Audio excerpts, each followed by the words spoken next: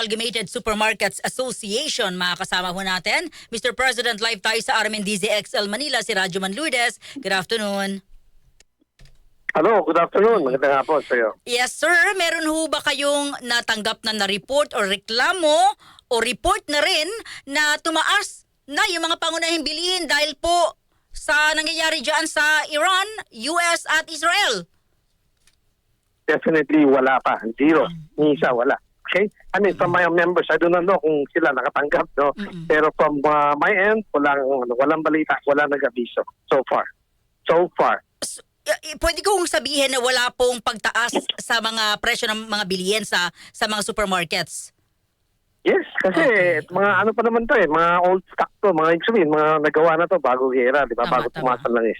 Oo. Yes. Meron ho bang paabiso na ho sa inyo? Magtataas na kami ha, Mr. President?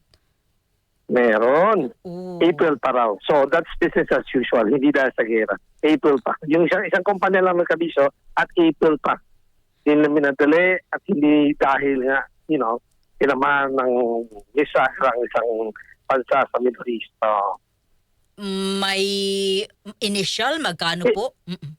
It's business as usual. Walang So there's nothing. Yung mga ganyan, April, we cannot tell. If pag-report natin ngayon, baka magbago pa isip Nangyari na yan Oh. Nagbago isip, hindi nagtagtas.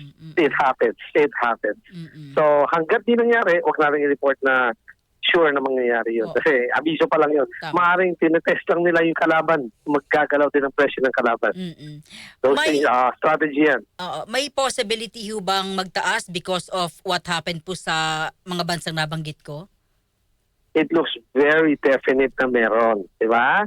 Kaya lang, right now, you're asking me, wala. Galing lang ako sa Kongreso ngayon. Briefing on energy sa lahat ng mga secretaries nandun na kinalaman dito sa nangyari sa gera. At siyempre, nagmagawa sila ng hakbang. Ine-question din ng Kongreso at tinatanong kung karapat dapat mong ibigay ang emergency powers kay Presidente para, tumiskarte doon sa presyo at galaw ng presyo ng langis, petrolyo.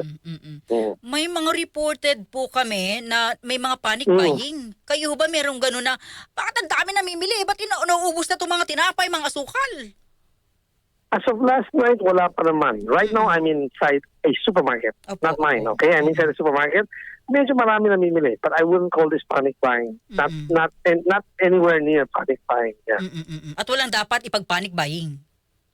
Walang dahilan. Lalong tumulong lang tayo sa pagtaas ng presyo. Tayo may kasalanan yan. Bilang mamimili.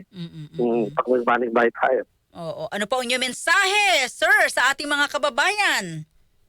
Okay, a lot of people medyo nag-aalangan, di alam paano gumalaw, paano dumesisyon bilang negosyante, bilang mamimili.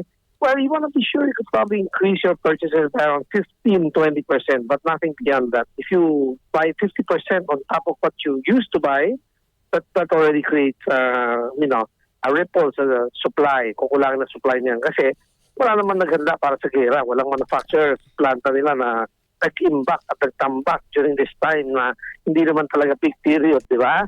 So, mauubusan ang items on the shelves. No? Right now, like I said, I'm inside the supermarket, punong-punong shelves nila.